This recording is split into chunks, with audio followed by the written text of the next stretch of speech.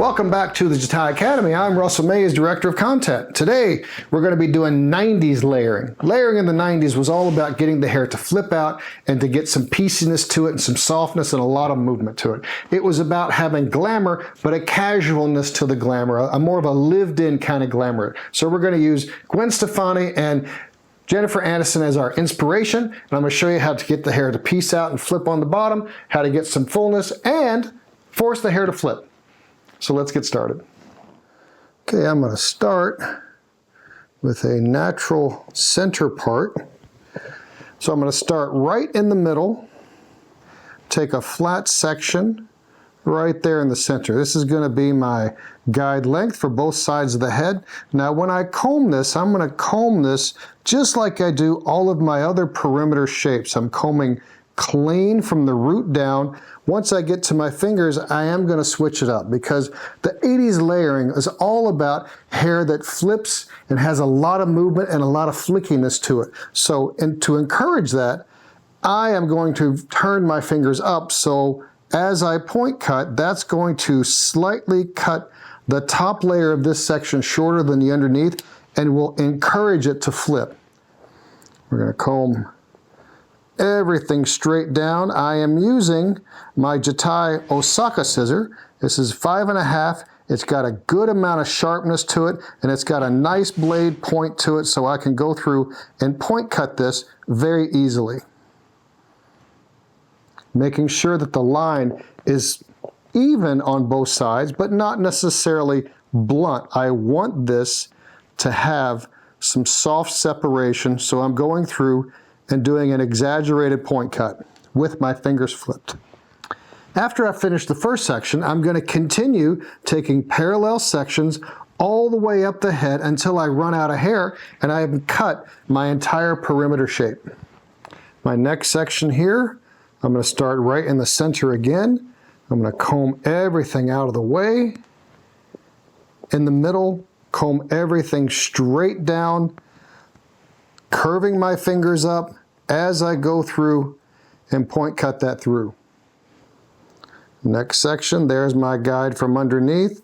A nice exaggerated point cut as I continue to work from the center of the back into the sides of the head.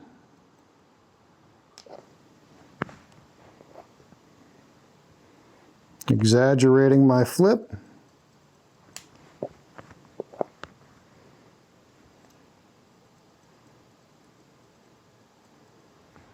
All right, so we got our last section here. We're going to comb everything down still, flipping my fingers, making sure everything blends through.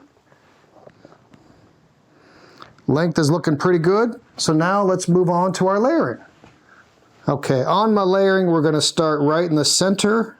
I'm going to take a center section, and where it's flat, that's going to determine the width of my section.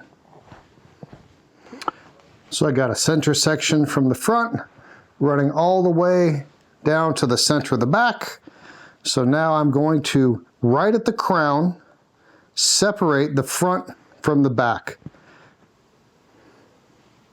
Straight up in the air, measure where I want that to hit around her face. Let's start with about right there. Go through, deep point cut that to keep the textures the same and to keep my layering really flicky. I'll take a small piece as my guide. I'll take the next section working towards the back, comb everything clean from the root all the way up, straight up, and cut that horizontally straight across, point cutting it to keep the texture really soft and flicky. Small piece as my guide. Go right back to my crown. There's that. Cut that all the way through.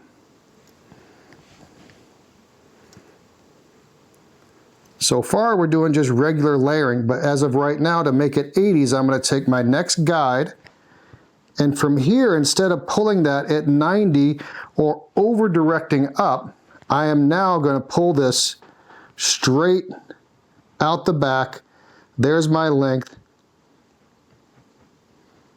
Cut that straight up and down.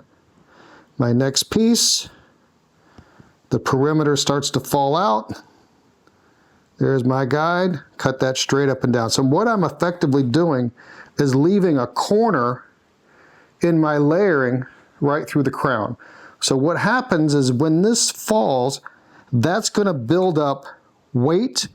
Because it's layered more underneath, it's going to cause the shape to collapse and force this to flick out even more. So I'm forcing as much flip into this as I can get by layering it this way. Straight across, and then once I get to the crown, straight out the back. The next section, parallel to this first section, all the way straight back into the crown, into the nape. Pin this hair out of the way, and now at this point, I'm going to pull everything, this next section, into the center section, right here into the center of the head. There's my guide, cut that across. Small piece as my guide. The center section and the new section, straight up. There's my guide length. Everything gets pulled straight up towards the ceiling. I reach the crown right here, straight up again, and I'm pulling everything into the center. Follow us on your favorite social media at Jatai Feather.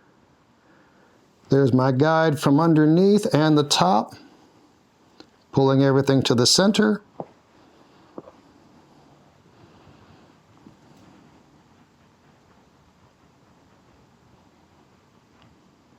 Come on, there you go. Now we got the first two sections.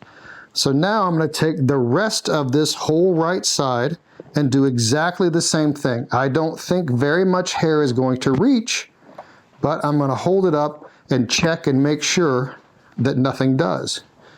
And if anything does, I'm going to cut it off to the previous guide that I had in the center of the head.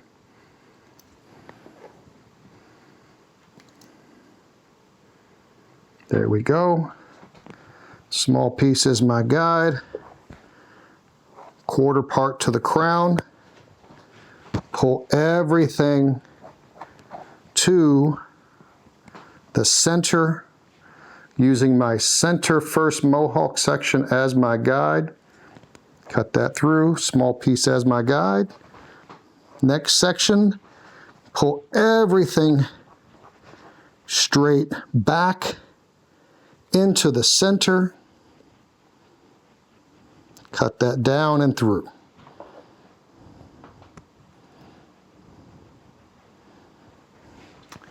Now that we've cut this whole side, let's comb it back and take a look at it and see how it's looking.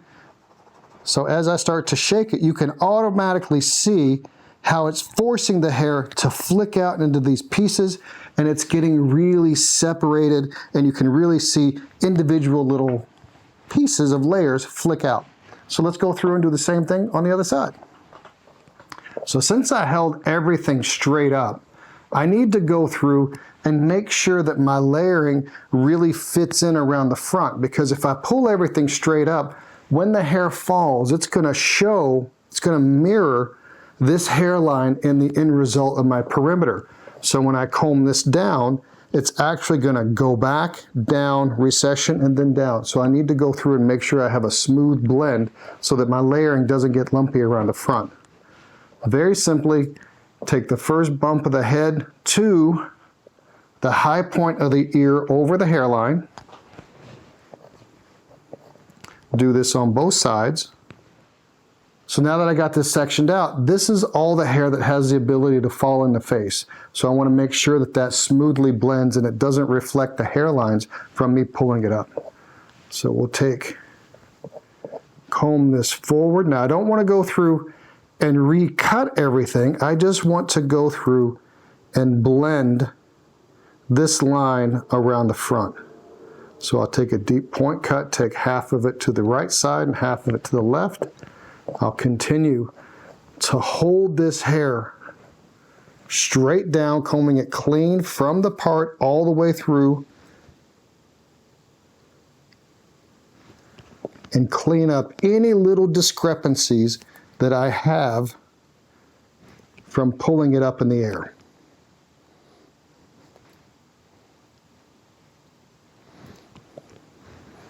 Give us a thumbs up, click subscribe, and the notification bell to be notified of future Jatai Academy content. We're going to continue comb everything straight down in natural fall.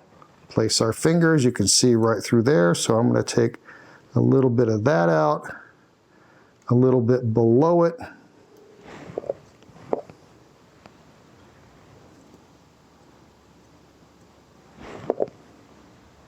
I want to cut that a little deeper there. There we go. I like that. So now I have that blended, so I don't have to worry about my face framing being lumpy. All right, so let's blow it dry, see what we got.